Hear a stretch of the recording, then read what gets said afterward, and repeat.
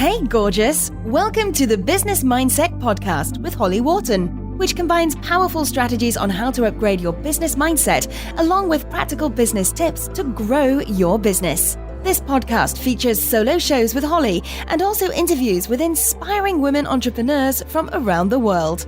Thank you so much for joining us today. And now, here's your host, Holly Wharton. Hello and welcome to the Business Mindset Podcast, episode 198. This is your host, Holly Wharton, and I'm here with another co-hosted episode with the fabulous Joe Casey. Today, we're going to talk a little bit about why no one tells you how hard it is in business. So in this episode, our goal is to kind of help you find the way to stay positive while still keeping it realistic, because there is that messy middle that we talked about in our last co-hosted episode. So we're going to talk about how to get comfortable with a messy middle, how to handle it, how to be more resilient so that we can experience it and get through it without burning out and without kind of spiraling down into a state of, oh my God, this is never going to work. So we're going to talk about kind of the never-ending onion that you have to peel when you're doing the personal development work that goes alongside being an entrepreneur. We're going to talk about that ache that you get after you step out of your comfort zone and take some growth steps. We're going to talk about the signs of high performance and high integrity and why these nasty little signs are actually a good thing. We're going to talk about ways that you can handle the messy middle, the ways you can make it more easy, and the ways that you can do the mindset work and the identity work that you need to do to really step up into that greater version of yourself to more easily achieve your business goals and build your business.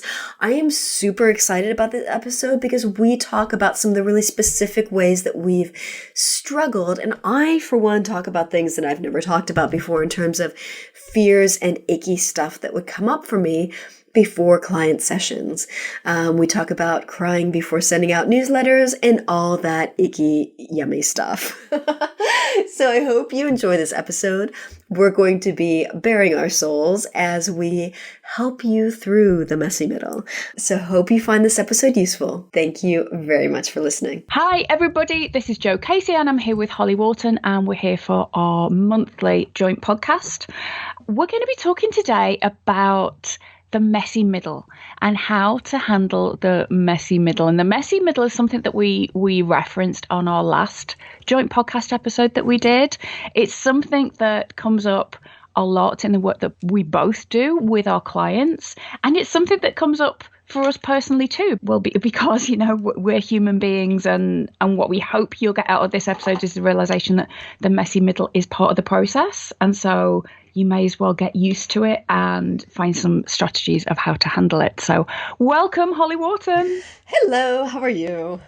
I'm good. I'm having one of those typically slightly frantic, slightly only just keeping the balls in the air days, which, you know, is just life with a business and children and dogs, and, you know, just is how it is. But I'm excited to talk about our subject today because if you'd listened to our last podcast episode, which was all about how Holly and I had both been through kind of rebrands and kind of elevated our message, and had both had kind of new websites done and things like that. And our experiences had been very different in many ways. But the one thing that we did have in common was the period of having a messy middle, which is, to me anyway, the way I describe it is that bit where you've kind of taken off, you're off on your path, you know where you want to go, but either you feel like you've got lost along the way, or it's not happening fast enough, or it all just feels like it's falling around down around your ears. You just don't feel like you're making the kind of progress to the destination that you feel that you should be. And it's something that comes up a lot. I mean, it's something that I deal with a lot personally and with my clients. Holly, what about you? Yeah, definitely. And actually, I was just doing a Facebook Live right before we started recording this, and one of the women on the call said, it's really hard because, you know, I feel like I'm taking 2 steps forward, 1 step back. Like the topic was on personal power. I feel like I really step into my power, but then sometimes I fall out of it. And I said that's because the path from where you are to where you want to be isn't a straight line. Like, it's ups and downs. It's ups and downs. And that is the messy middle. Like, sometimes you feel like you're taking all the right actions, and sometimes you get to where you want to be and it feels good, and then sometimes it really feels like shit. And it's just because you're in that messy middle and you're on the path. So if you're having the ups and downs, that's a good thing because you're on the path to where you want to be. Fantastic. It's it's one of those things that I think when you're on the other side of it, it's so obvious. But when you're in the middle, it sucks. It does. And that's what I said to her. I said, I gave a specific story from my experience. And I said, I can tell you this story because I'm up here now and I can look back and I can see the path. But when I was on the path, I was just like, what the heck is going on? What? It's so frustrating. Yeah. So is it worth us kind of breaking down some kind of, I don't know, I almost wonder if this is like the where we come in with some myth busting, because I think that there are some myths out there that make the messy middle harder. Yes, I think so. And I think it's worth us saying as well, the reason we decided on this topic was because someone in your mastermind program or your mentoring program Facebook group said, why does no one tell you just how hard it is? Yeah. So I'm running this group program at the moment called the Supernova Collective, which is just going fabulous. I love all the women in there and the honesty and the way that they're showing up for each other, and they're so smart and so switched on and so enthusiastic and so skilled, and they so want to build these businesses like yesterday because they've got these big messages they want to get out there, and they are like all entrepreneurs experiencing the ups and downs and the messy middles. And one of the women had posted in, we have a private Facebook group for the community, and she said, why does nobody tell you it's this hard? And then somebody else kind of jokingly said, well, because nobody would get to sell their courses then in that case. But I think, kind of joking aside, that there is an element of that, in that there are some great marketers out there selling, programs teaching people, how to become a coach or how to be an entrepreneur. And they are maybe a little bit not, well, they're going to emphasize the positive aspects of that path rather than the negative, because they want people to buy their program. But also, we want people to be going in with a positive, optimistic mindset, because we know that going in thinking, well, this is never going to work, isn't going to be helpful either. But then, you're going to... No, well, I was going to just say, you're totally right. I mean, I think having your own business, being an entrepreneur, is so different from having a job. Now, it's been years since I had a job, but I remember what it was like. You get the job. Once you're there, you've just got to do your thing. But when you're an entrepreneur, you're constantly growing. You're constantly in that messy middle. You're constantly working on yourself, trying to get to new places. And it's like life outside your comfort zone. Mm-hmm. And I think if you knew that, I think a lot of people wouldn't go into it. But that's perhaps not the right reason to avoid it. I don't think entrepreneurship is for everyone, but go into it if your heart feels drawn to it. But you gotta know it's not as easy as having a job. Not that having a job is easy, but I do feel like for a lot of people it's easier because you're not in that constant state of expansion.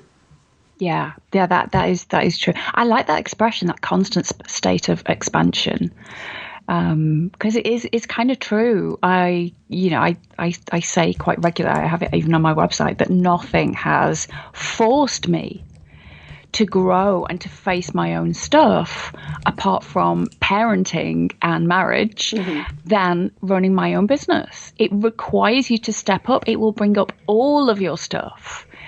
It will, you have issues over money, you're going to have to deal with them. You have issues over boundaries, you're going to have to deal with them. You have issues over self-worth, you're going to have to deal with them, which is great, but is also not easy. This isn't an easy path, as you say. But the alternative is, for many people, staying in that job for, forever, and it's slowly kind of crushing your soul. I'm a big fan of taking on other work while you're building up your business. Yes. I'm a big fan of, have a job on the side, keep your day job at first. Most coaches I know start building this as a side hustle. Mm. And so there's a difference between saying, okay, I'm building something on the side and this job is just temporary, to I'm going to stay in this job because it's too difficult and too scary to do the other thing, even though this is like a slow crushing death of my soul, staying in this job forever with no light at the end of the tunnel. Mm. And I've kind of been in both positions, and I know which is better. Definitely kind of knowing that you're working towards building your business. But yeah, that doesn't mean it's easy. And I wonder if this is I don't know if I just sound really old now, but I wonder if this is something that kind of culturally we have this idea of instant everything. Yeah. Kind of whether it be microwave meals or instant fame, or this idea of, lose 7 pounds in 7 days type, in the diet industry. And actually for stuff to have meaning and to be sustainable. And, in the types of work that I think a lot of the entrepreneurs that we work with, heart-centered entrepreneurs, coaches, healers, they want to have a legacy. They want to have a body of work. They want to have something that isn't just going to be flash in the pan, that isn't going to be latching on to the latest novelty thing that's going to have burnt itself out in the next 6 months. They're in it for longevity. And so it's going to be, you're going to need to put down some roots as you're doing that in order to have that. Yeah. And it does require so much growth, like not just personal growth, but also just learning the practical stuff as well. Yes. And now that this is, kind of my second business. And now that I'm in this world of online business and coaching and all that, I'm surrounded by a ton of people who are into the personal growth thing. And I have the support and I have the skills and the knowledge to do that. But in my first business, which was a standard brick and mortar business, which we marketed online, so it was kind of like both solid and online. It was so hard for me because I didn't acknowledge this kind of the personal growth side of things that I was going through, and also the practical knowledge learning stuff. And I just felt so lost. And I remember having this conversation with one of our guests, because this was an eco hotel, and he had a business back in the States. I think it was a bar or something. And I said to him, do you ever feel like you know what you're doing? And he said, no, I don't. And I was like, oh my God, thank God. Like, I had never had that conversation with anyone, but I was learning so much and I was growing so much that I just felt like, my God, it must be me that I don't know what I'm doing. And he was like, no, that's just a normal part of having a business. Like, you're always growing, so you're always doing new stuff, so you kind of always feel like you never know what you're doing. And I was like, oh, thank God. And I think more people need to understand that, because you're in that constant state of growth and constant state of expansion, you may always feel like you never know what you're doing because you're always expanding.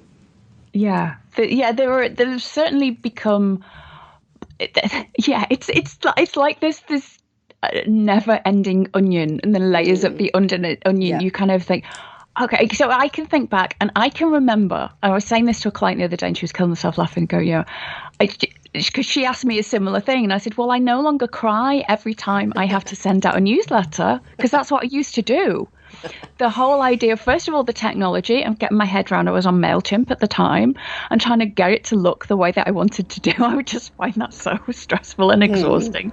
And then there was something about the idea of putting something out there into the world, even though I had like 7 people on my list at the time.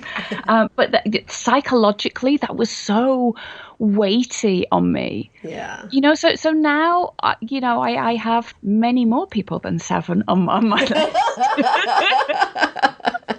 Not as big as some people's size, doesn't always matter. I have a sizable list now. And occasionally that same fear comes up, almost like an old memory. But, I no longer kind of sob while I'm doing that. But then there are, I talked on the last episode about how I cried so much over doing my new website. And that same thing around putting my message out there. And energetically, it felt so vulnerable to do that. So, newsletters now, they don't bother me. that's kind of solid ground. But there's new levels of messiness and uncertainty and growth and when you're stretching, so when you're exercising, you're stretching, you've had a really good workout and you've exercised new muscles, and then the next day you really ache. Yeah. I also think no one tells you of that kind of the ricochet, the backlash, that the ache that you'll have after the growth period. It's beautiful and it's amazing and it's deep work and it's really important, but it's it can take it out of you sometimes. And if you're not prepared for it, I also think we add an extra layer of self recrimination on there. And well, everyone else seems to be able to do this, so I would sit there and kind of go, well, no one else is having a problem sending a bloody email out, just get on it, whereas I can promise you everyone else is struggling with something. Exactly. And I'm sure when you were crying with your MailChimp list before you sent out an email, you probably at one point thought, I must be the only person who cries before sending out a newsletter. Oh, yeah. When in reality, I'm sure there's plenty of other people who go through that. But if we're not having these conversations in a public way, it can feel so isolating for other people who are struggling. I mean, I was just thinking this morning, for the longest time, this is kind of a big thing for me to be saying because I don't think I've ever talked about this before. Every time I would be on Skype, and it would just be the minutes before I was getting ready for a client call, I would think, oh God, I hope they don't show up. I had that too. I hope they have an emergency. I hope they get stuck in traffic. I hope they need to reschedule. Oh my God, I hope they don't show up. I hope they need to reschedule. Can we just postpone this a week? Because the thought that was going through my mind was, what if I can't help them? And what if I disappoint them? And what if I'm not as good as they think I'm going to be? Could we just postpone the disappointment 1 week maybe? And I'm getting the chills as I tell this. And I think that's why it's really important for me to say this, because it was like a real fear I would have. It was on one hand, I knew my clients were getting great results from working with me. I knew it was going to be amazing and transformational. But the other side of me, the small side of me, was going, please, can we just postpone the disappointment a few more days? Please let her not show up for the call. Oh, I can relate. I think we've all had that feeling, that kind of, I'm not good enough. I'm not ready. Yep. Yeah, I was talking to Tanya Geisler last week. She's somebody who's been on my podcast before, and she's come back for another episode that actually will probably have gone out before this one airs. And Tanya talks about her kind of things, step into your starring role, and she talks a lot about the imposter complex. Yep. And it's very much that feeling of, I'm not ready yet. I'm not good enough. Yep. Any minute now, someone will notice that I don't actually know what I'm doing. And one of the things that she said the very first time that I spoke to her, that I've held onto like a talisman ever since, is she said that those feelings, those emotions are actually a sign of high performance and high integrity. So if you care about what you're doing, then that's when those feelings come up. If you didn't care about it, then you really wouldn't be worrying about it. Yeah. So actually, it's kind of a good sign, even though that's the downside of of being high performing, of being full of integrity, of wanting to do a good job. Is that if you didn't care that your clients were going to get a good result from you in a good session, then you'd have just been filing your nails and not bothered at all. Yeah. And I took a lot of comfort in that, because it made me think, that not only is there not something wrong with me for feeling these things, actually maybe it's a good sign. Yeah. And therefore, if it's a good sign, all I have to do is learn to manage myself through those periods and through those when those thoughts come up. So I think this is a perfect lead into, how can people deal with this messy middle? How can people get comfortable with it? How do you handle it? What are some things you can do to not only realize you're in it, but manage it better so it's not as painful and uncomfortable? I think the first thing is to have some community around you. Entrepreneur isolation is a thing, and it is not a good thing. I think we especially in some of the many of the online communities that we have, because so many of us now work online. It's great to have Facebook groups that you can go into, but how many communities can you go into and say, I feel like the biggest failure in the world? Most people are showing up in there either trying to be professional or, not show their darkest, squidgiest, most vulnerable sides of themselves. And so I think it's vital that we have communities where we can go and we can say, I'm having the worst day and I don't think I'm cut out for this. And I think I should quit my business. And I feel like a big failure. And so being able to cultivate those communities and finding people that you can say that to, even if it's just, one other entrepreneur that you can message and just saying, I'm having a burn it down day. My friend Sherry English calls them the burn it down days. It's the days when you think, I'm not cut out for this. I think I need to go and do something else. I think I was crazy to think that I could be an entrepreneur. I think everyone who said that this wouldn't work is probably right. I'm not even going to think about how much money I've spent about that. It's the days that you're having. And so Sherry calls it the burn it down days. And so I think recognize that the burn it down days are normal and everyone will have them, and find other people, safe spaces that you can go and you can say, I'm having a burn it down day. I need you to talk me down off the ledge. Whether that be just some entrepreneurial friends that you know well enough and you trust well enough that you can have that kind of relationship with, or whether it's through something like a mastermind. So one of the things that I was very deliberate when I put together my Supernova Collective was that a part of the program, built into the program, is this supportive community. We are consciously cultivating a supportive community where we show up for each other, where it's okay. Well, we spent time kind of setting out things like, what's our community guidelines? How are we going to show up in this group? How are we going to support one another? What's it okay to do? What's it not okay to do? What do you want us to do when you're having a bad day?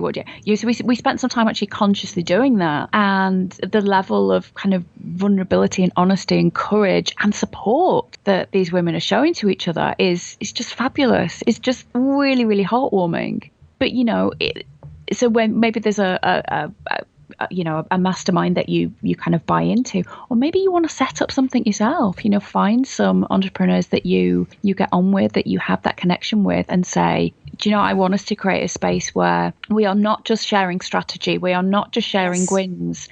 We actually have some space to go, I feel crap today. Because I think they are just as important as being able to share the wins. Yeah, I agree. Well, and it's about, as you said, creating a group on the terms that you need. So I know I've mentioned on our co-hosted shows before that I've really resisted a mastermind because I feel like my business works better when I pay attention to my intuition and my gut feeling rather than following the standard marketing advice and that kind of thing.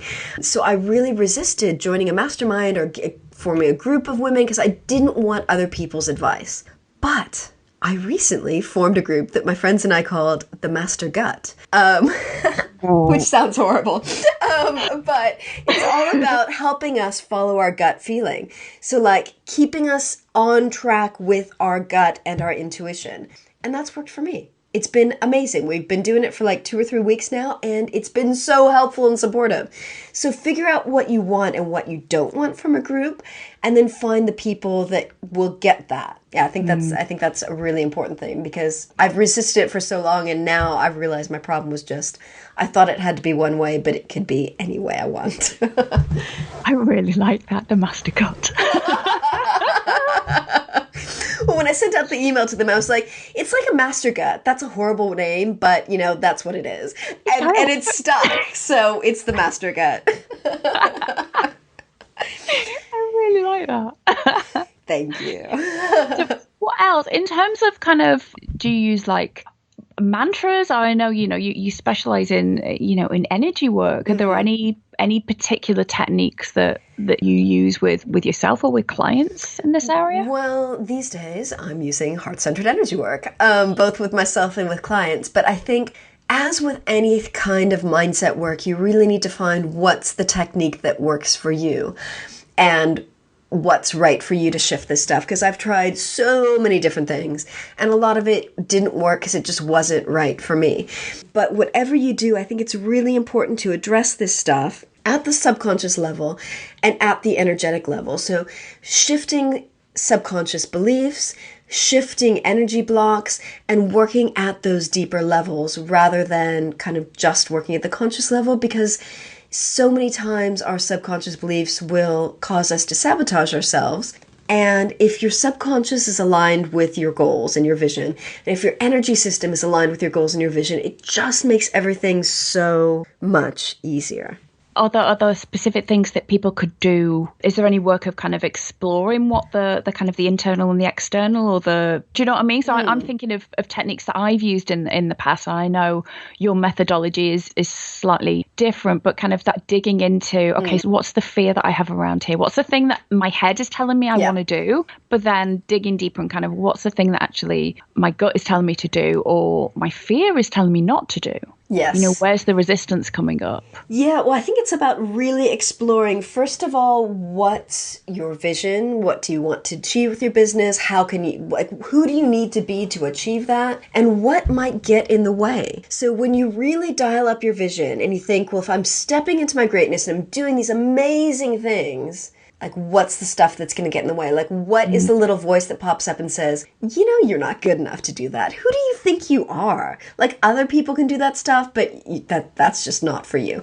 So paying attention to that little voice, and rather than crushing it and stepping on it and brushing it under the rug, write it down, like journal on it, figure out what that crappy little voice is saying to you so you can release it by doing the work to shift that stuff. Another thing that's been really, really useful for me, my friend Cara Wilde has this free guided meditation download thing called the New Identity Masterclass. And it's all about, who do you need to be? What's the new identity that you need in order to really step up in a bigger way and do the stuff that you want to do and the stuff that you want to achieve? And I've listened to this thing 4 times in the last probably 6 months because I've been in such a state of rapid growth. And every time I feel like I'm in the messy middle, I'm like, oh, I just feel icky. Things are weird. I get out that recording, I listen to it, and I take like a full page of notes on the stuff I need to do, like the concrete stuff I need to do in order to step up into this new identity that's going to help me achieve the stuff that I want to achieve. Oh, that is so good. I've done some identity work in the past and it's really, really powerful. Can we link to that? Yeah, I will definitely add that to the show notes. It is so damn good. I've used it, like I said, 4 times, and I will continue to use it because it's so clear. Yeah, it is. And I even that question, who do I need to be to be able to, you know, take this next step? Oh, so powerful. Yeah. But I think one of the first steps is becoming aware of the fact that you're in the messy middle. So if things feel icky, if things feel not quite right, if you feel like you're taking 2 steps forward, 1 step back, you've got the peaks, but you've also got the lows. I think those are all signs that you're in the messy middle and you can take action to, you know, get out of there and move forward. But also just realize that you are already, the fact that you're in the messy middle means that you've already taken steps and you're already on the path. That's true. Yeah. And one of the things that I remember reading a while ago, and I use it time and time again, is around esteem and how we can kind of esteem ourselves and esteem each other. And one of the things that this piece of research had discovered is that people who have low levels of self-esteem, whether it be around learning or around, you know, opportunities in life and things, almost saw themselves at the bottom of a hill, and everything that they still had to do was, you know, going up that hill. Yeah. And what people who had healthy levels of self-esteem were able to do is recognize that they were in the middle of the hill. Yes. They still had lots of things that they needed to do going up, but they were also able to look down and look back at all the things they'd already done. Yes, and that is so important because it's so easy to tell ourselves, I have so far to go, I have so much to do, I'm never going to get to the top. But we never stop, or often we don't stop and turn around and say, okay, I have a ton of shit to do, but look how far I've come and look how much I've done. Yeah. That's so important. It's just a perspective. It's like Yeah. the shift of just turn around and see what you've already done. Mm-hmm. And I think also maybe ultimately recognize that you have a choice. When you're in the messy middle, when you're kind of thinking, I don't want to do this anymore, I can't do this anymore, you don't have to. No. You don't have to carry on in this path. You can take some time out if you want to. You can decide that you know it's not for you, or you can pick yourself up and carry on. And I think sometimes it does come down to remind yourself that I have a choice in this. I don't have to keep torturing myself here. I can pick myself up and I can think of, okay, how can I make this better? And sometimes you need a bit of a sit down and a bit of a wallow and a bit of a kind of, this is really hard, and eat some chocolate and have a hot bath and then start again tomorrow. Because, if you want to be in it for the long haul, I think that being able to handle the messy middle is one of those key skills that you need to have. It's almost like a resiliency skill that we need as entrepreneurs. Yes. And I think that word is so important. And I remember you used to talk about resilience a lot. That's kind of your secret sauce. That's how I my first coaching business all around resiliency. I'm kind of obsessive. How can we be more resilient? And I think that having a balance, actually that is a really good point. Having a balance and having some perspective. So I think one of the things that can happen when you're in the messy middle is you get tunnel vision about it. Mm-hmm. And so your business, what is going right, what's going wrong, becomes everything that you can see. And actually, you need to get some perspective. And sometimes the best way forward is to take a step out for a little bit. Yep. Go and do something else. Go and have a break. Yep. Because our brains don't work well on stress. Our creativity certainly doesn't work well on stress. And so if you find yourself getting into this kind of thought loop of, I should be able to do better than this, I feel really, crappy, there's something wrong with me, why can't I do this? Then actually no good thoughts are going to come from that place. Exactly. No great solutions are going to come from that place. So go do something different. Give yourself permission. It's almost like, it's a prescription. Yes. When you're in that zone, you need to shift your brain state. Yes. And you need to go do something else. Because otherwise you'll end up on the road to burnout. Which is not going to serve you at all. No. So kind of, get outside in nature.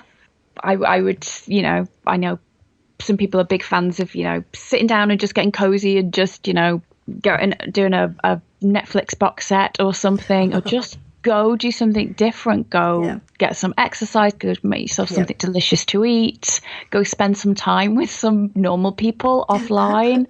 Remind yourself of why you're doing all of this. Yes.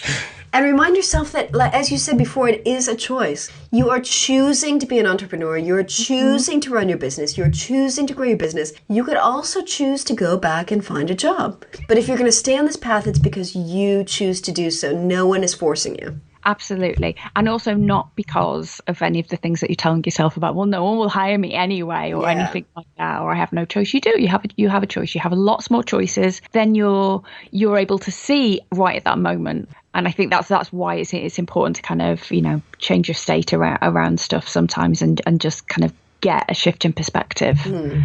Because, you're going to have to get used to the messy middle. You will always be in the messy middle in some area of your business. Yeah. It's just part of it, I'm afraid. Well, that was a good episode. I think I think we solved that. I think we have resolved that for everyone. Excellent. If you disagree, leave us a comment.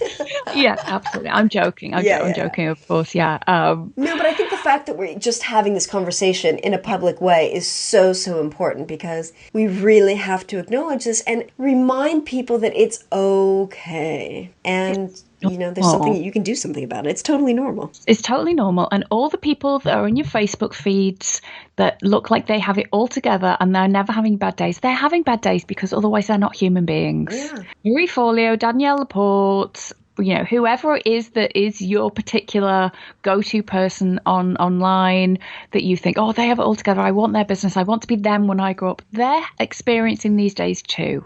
Yep. Just because nobody's Instagramming about it doesn't mean it's not happening. Yeah. Very good point. Excellent. Well, thank you for having this conversation. So, Holly, where can people get hold of you? What have you got going on at the moment?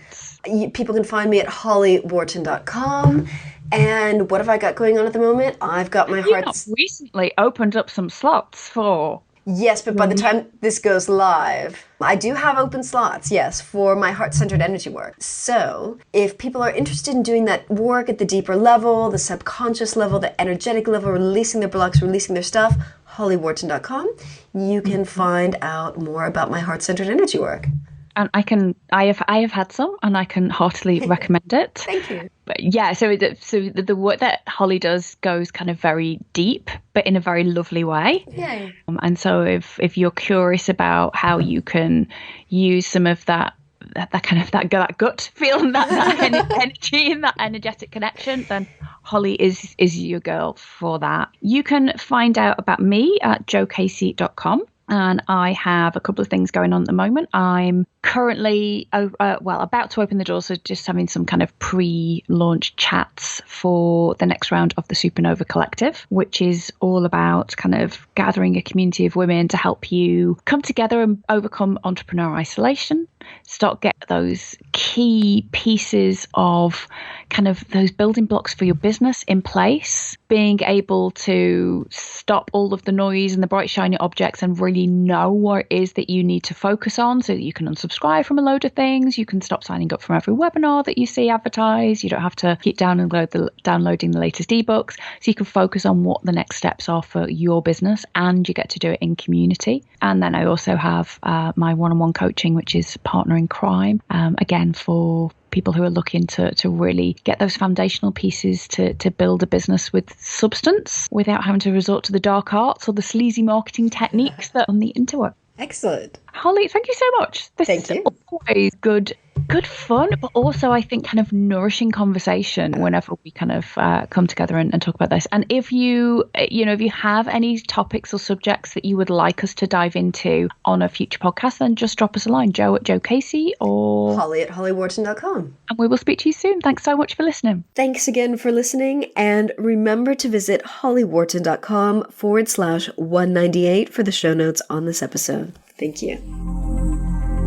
Thanks so much for listening to the Business Mindset Podcast with your host, Holly Wharton. You can find more information about today's episode, including links for topics that were discussed, at hollywharton.com. And if you enjoyed this episode, please remember to head over to iTunes and leave a quick review of this podcast. It just takes a minute. Thank you.